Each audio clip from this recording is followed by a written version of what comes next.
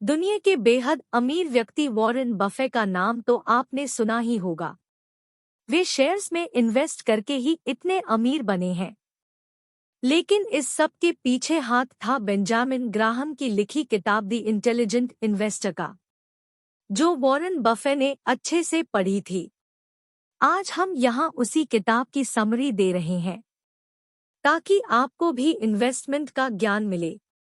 तो आइए अब हर चैप्टर की समरी पढ़ते हैं। Chapter 1, the history of the stock market. Stocks में इन्वेस्ट करने से पहले आपको मार्केट की हिस्ट्री का पता होना चाहिए।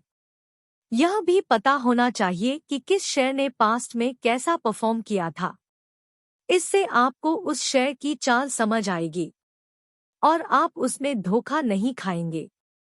जैसे आपको पता होगा कि 2008 में मार्केट क्रैश कर गया था, लेकिन जिन लोगों ने उस समय इन्वेस्ट किया था वे करोड़पति बन गए थे, क्योंकि उन्होंने शेयर्स बहुत कम दामों पर खरीदे थे। ऐसे ही 2019 में कोरोना की वजह से मार्केट क्रैश कर गया था। वह समय भी इन्वेस्ट करने के लिए अच्छा था। कुछ लोगों को नुकसान भी हुआ था, लेकिन अगर वे एवरेज कर लेते, यानी उन्हीं शेयर्स को कम दामों पर खरीद लेते, तो उनका नुकसान फायदे में बदल जाता। तो इस तरह मार्केट हिस्ट्री हमें बताती है कि मार्केट कभी न कभी बुरी तरह से क्रैश करता है। उस समय हमें फायदा उठाना चाहिए, न कि पैनिक करना चाहिए। ऐसे ही किसी कंपनी की हिस्ट्री भी आपको फायदा पहुंचा सकती है। जैसे रिलायंस की हिस्ट्री सबको पता है, कैसे टेक्सटाइल से शुरू होकर वे रिटेल, पेट्रोलियम, टेलीकॉम तक आए और उनके इन्वेस्टर्स को बहुत ज्यादा फायदा हुआ। इसलिए हिस्टोरिकल इवेंट्स पर नजर रखें। Chapter 2, beware of inflation. समय के साथ आपकी दौलत की वैल्यू कम हो जाती है। जैसे 2000 में मिलने वाले 10,000 और आज के 40,000 बराबर हैं। मतलब आज आपके 10,000 उस टाइम के मुकाबले 2,500 की वैल्यू पर आ गए हैं। ऐसा इन्फ्लेशन यानी महंगाई दर के बढ़ने के कारण होता है। अगर आपकी सैलरी 2% बढ़ जाए तो आप खुश हो जाते हैं,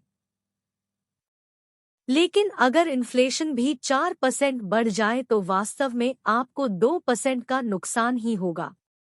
इसलिए अगर आप पैसा घर पर या बैंक में रखते हैं तो वह समय के साथ ग्रो नहीं करेगा, लेकिन अगर उसे इन्वेस्ट करेंगे तो वह कई गुना बढ़ेगा। जैसे अगर आपने 10 साल पहले 1 लाख का जमीन का प्लाट लिया होगा तो 10 साल बाद वह 10 लाख का हो सकता है, लेकिन वही 1 लाख घर पर रखोगे तो वह 1 लाख ही रहेगा। बैंक में भी थोड़ा सा ही ब्याज मिलेगा। Chapter 3, stocks overcome inflation partially. Inflation को सबसे ज्यादा बीट शेयर्स करते हैं और कई गुना रिटर्न देते हैं। लेकिन इन्वेस्ट करने से पहले शेयर मार्केट के बारे में उचित ज्ञान हासिल करना चाहिए। थोड़ी इन्फ्लेशन बढ़ना फायदेमंद होता है, क्योंकि इससे कंपनीज भी अपने रेट बढ़ाती हैं और शेयर का प्राइस ऊपर चला जाता है। लेकिन बहुत ज्यादा इन्फ्लेशन नुकसानदायक है, क्योंकि इससे महंगाई भी बढ़ जाती है और कंज्यूमर सामान नहीं खरीदते। इससे कंपनी को घाटा होता है और शेयर का प्राइस नीचे चला जाता है। इसलिए शेयर में तब इन्वेस्ट करना चाहिए जब इन्फ्लेशन रेट मिड रेंज में हो, न बहुत ज्यादा हो न बहुत कम। Chapter 4, REITs can overcome inflation. REITs का मतलब है रियल एस्टेट इन्वेस्टमेंट ट्रस्ट्स। ये ऐसी कंपनीज हैं जो प्रॉपर्टी और बिल्डिंग्स आदि रेंट पर देती हैं। ये इन्फ्लेशन को पूरी तरह बीट करती है। इन्फ्लेशन का इन पर ज्यादा असर नहीं पड़ता और इन्वेस्टर्स को भी घाटा नहीं होता। जैसे अगर आपने प्लॉट लिया है तो उसकी कीमत बढ़ेगी ही, अचानक से नहीं गिरेगी। दूसरी ओर शेयर्स एकदम से गिर जाते हैं और कुछ लोग तो सड़क पर भी आ जाते हैं। ऐसे ही अगर आपने अपनी बिल्डिंग किराए पर चढ़ाई है तो टेनेंट आपको किराया देता रहेगा। आपका किराया एकदम से ऊपर नीचे नहीं होगा। इसलिए रियल एस्टेट में इन्वेस्ट करना सबसे सेफ समझा जाता है। लेकिन इसमें दूसरे पैरामीटर्स जैसे लोकेशन, फ्यूचर प्रोजेक्ट आदि का ध्यान रखा जाना चाहिए। इन्वेस्टमेंट कोई भी हो, आंख बंद करके तो कभी भी नहीं की जानी चाहिए। Chapter 5 as doesn't matter. Investment करने की कोई उम्र नहीं होती। यह किसी भी उम्र में सीखी और शुरू की जा सकती है। इसलिए अपनी उम्र को इसके आड़े न आने दें। लेकिन कुछ बातें जरूर याद रखें। एक जवान आदमी को वृद्ध के मुकाबले इन्वेस्टिंग का फायदा ज्यादा मिलेगा। इसलिए जल्दी शुरू करना चाहिए। अगर शादीशुदा नहीं है तो शादी के खर्चे को ध्यान में रखकर इन्वेस्ट कर सकते हैं। अगर आपके बच्चे हैं तो उनकी कॉलेज एजुकेशन या शादी को ध्यान में रखकर इन्वेस्टमेंट प्लान्स ले सकते हैं। इन्वेस्टमेंट के दौरान यह भी दिमाग में रखें कि आप कितने पैसे का नुकसान झेल सकते हैं। और जानने के लिए यह किताब पढ़ें, I will teach you to be rich. Summary in Hindi by Ramit Sethi. Chapter 6 defensive investing. Source the intelligent investor Hindi summary. Investing दो तरह की होती है, एग्रेसिव और डिफेंसिव। एग्रेसिव में लोग भाग्य भरोसे किसी स्टॉक में बहुत सा पैसा लगा देते हैं। या तो वे करोड़पति बन जाते हैं या रोडपति। यह तरीका बहुत ज्यादा रिस्की है और लेखक इसके लिए मना करते हैं। इसे ही जुआ कहा जाता है। इसके विपरीत डिफेंसिव इन्वेस्टिंग काफी सेफ है। उसमें आप कंपनी की एनालिसिस खुद करते हो, तभी जाके कोई फैसला लेते हो। डिफेंसिव इन्वेस्टिंग के लिए अच्छी कंपनी के शेयर्स ढूंढने के लिए लेखक ने कुछ टिप्स दिए हैं। 1. हमेशा बड़ी कंपनी में इन्वेस्ट करें जिसके प्रोडक्ट्स आपने इस्तेमाल किए हों। 2. उस कंपनी के एसेट्स उसकी लायबिलिटीज से ज्यादा होने चाहिए। 3. कंपनी पर कर्जा नहीं होना चाहिए या बहुत काम हो। 4. कंपनी ने 10 साल तक लगातार मुनाफा कमाया हो। 5. कंपनी ने 20 साल से डिविडेंड दिया हो। 6. कंपनी के शेयर की पीई रेशियो पिछली अर्निंग की 15 गुना से ज्यादा न हो। 7. Price to asset ratio book value से 5 गुना से ज्यादा न हो। इन टिप्स को ध्यान में रखकर ही आप शेयर्स का चुनाव करें। अगर आपको समझ नहीं है तो किसी अच्छे फाइनेंशियल एडवाइजर की मदद ले सकते हैं या कोई कोर्स कर सकते हैं। Chapter 7 enterprising investing. समझदार इन्वेस्टर वे हैं जिन्होंने स्टॉक्स का काफी ज्ञान हासिल किया है और लॉन्ग टर्म तक मार्केट में बने रहना चाहते हैं। ऐसे इन्वेस्टर्स के लिए बेंजामिन ग्राहम ने ये प्रिंसिपल बताए हैं। 1. हमेशा लंबे समय के लिए इन्वेस्ट करें क्योंकि मार्केट ऊपर नीचे होती रहती है, लेकिन लंबी अवधि में वह ऊपर ही जाती है। 2. पता करें कि आपकी मानसिकता कैसी है। क्या आप शेयर के गिरने से बहुत डर जाते हो? अगर ऐसा है तो शेयर्स के बदले इंडेक्स फंड में पैसे लगाएं। ये एक तरह के म्यूचुअल फंड होते हैं जो आपके पैसे को सिर्फ टॉप की कंपनीज में लगाते हैं। 3. उस कंपनी में कभी इन्वेस्ट न करें जो पिछले कई सालों से घाटे में चल रही हो। 4. पेनी स्टॉक्स में पैसा न लगाएं, बहुत बार वे डूब जाते हैं। 5. कंपनी की मैनेजमेंट के बारे में पता लगाएं। अच्छी मैनेजमेंट कंपनी को बहुत आगे ले जाती है और आपको प्रॉफिट होता है। 6. हमेशा खबरें पढ़ें, लेकिन फेक और पेड न्यूज से सावधान रहें। 7. एक्सपर्ट्स पर भी आंख बंद करके भरोसा न करें। आपका पैसा है इसलिए आप डिसीजन लें। Chapter 8 how to invest in stocks. Benjamin Graham ने स्टॉक्स में मिंट के और भी कई सारे टिप्स दिए हैं जिनमें प्रमुख इस प्रकार है। 1. कभी भी डे ट्रेडिंग न करें, यह बहुत रिस्की है और जुए की तरह है। 2. सब आईपीओ में इन्वेस्ट न करें। वे बहुत हाई प्राइस पर मिलते हैं।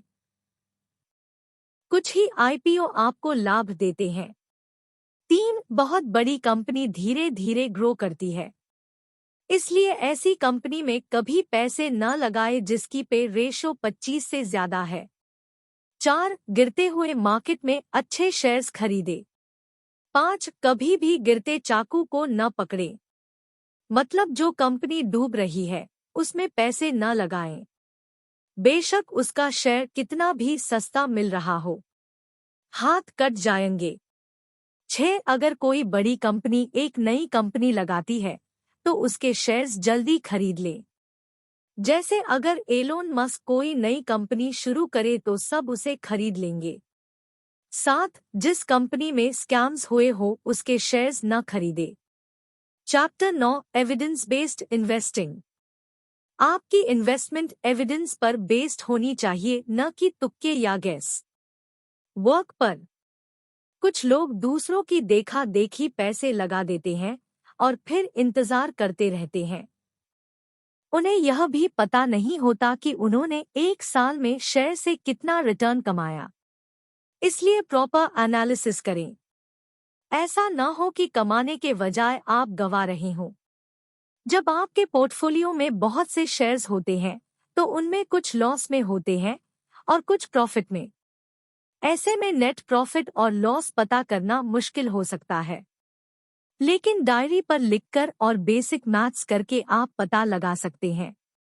जिस शेयर ने प्रॉफिट कमाया है और अब उसके और बढ़ने की उम्मीद नहीं है तो उसे बेच दें।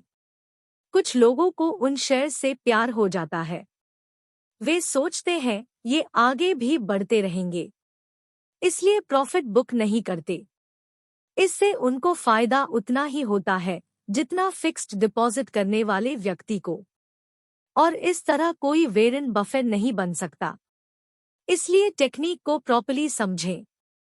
Chapter 10 market volatility is useful book the intelligent investor summary in Hindi. जब मार्केट बहुत ऊपर नीचे होती रहती है उसे वॉलेटिलिटी कहते हैं। बहुत से लोग इससे डर जाते हैं। एक दिन शेयर प्राइस ऊपर जाता है और कुछ दिन बाद नीचे आ जाता है। कुछ लोगों को इससे पैनिक होता है। जब शेयर प्राइस गिरता है तो वे उसे डर के मारे बेचने लगते हैं। इससे उन्हें काफी नुकसान होता है। इसलिए कभी भी पैनिक में शेयर न बेचें। जब शेयर प्राइस नीचे हो तो उसे खरीदें और जब ऊपर चला जाए तो ही बेचें। इस तरह से आप वॉलेटाइल मार्केट में भी पैसा बना लेते हो। Chapter 11 beware of financial advisors. सबसे पहले तो फाइनेंशियल एडवाइजर पर डिपेंड नहीं होना चाहिए। वे बहुत ज्यादा ब्रोकरेज या फीस लेते हैं। फाइनेंशियल एडवाइजर तभी ले अगर आपको बहुत लॉस हुआ हो, अगर आपका पोर्टफोलियो बहुत ही बड़ा हो, अगर आप रिटायर हुए हो। इसके अलावा कुछ फेक एडवाइजर्स भी होते हैं, उनके झांसे में न आएं। कोई आदमी अगर नीचे दी बातें बोलता हो तो समझ ले कि वह फेक है। एक ऐसा मौका लाइफ में एक बार आता है। 2. क्या आप मेरी तरह अमीर नहीं बनना चाहते? 3. मेरे पास खास ट्रिक्स हैं जो कोई नहीं बताएगा। 4. आप मेरे मेथड से बहुत पैसे बना लोगे आदि। ऐसी बातें फेक एडवाइजर आपको फंसाने के लिए बोलते हैं और बाद में आपको लूट लेते हैं। इसलिए क्वालिफिकेशंस और क्रेडेंशियल्स देखकर ही अपना एडवाइजर चुनें। Chapter 12 security analysis. किसी भी कंपनी में इन्वेस्ट करने से पहले उसका सिक्योरिटी एनालिसिस जरूर कर लें, लेकिन यह आम इंसान के वश के बाहर होता है। इसमें बेसिक अलजेब्रा का यूज होता है जो फाइनेंस एक्सपर्ट ही कर सकता है, लेकिन इसके अलावा यह बेसिक चीजें भी देख ले। कंपनी के फ्यूचर प्रॉस्पेक्ट्स देख ले। कंपनी की मैनेजमेंट में कौन कौन है, उनका एक्सपीरियंस क्या है, कंपनी का फाइनेंस का स्ट्रक्चर क्या है, डिविडेंड रिकॉर्ड कैसा है, डिविडेंड रेट कितना है, chapter 13 the margin of safety the intelligent investor Hindi summary. जब भी किसी कंपनी का शेयर खरीदे तो मार्जिन का ध्यान रखें। शेयर को ट्रू वैल्यू के 50% नीचे होने पर ही खरीदे। अगर कोई शेयर आज भाग रहा है तो आंख बंद कर उसमें न घुस जाएं, बल्कि उसके नीचे आने का इंतजार करें। इस तकनीक से आप काफी प्रॉफिट कमा लेंगे। Thank you.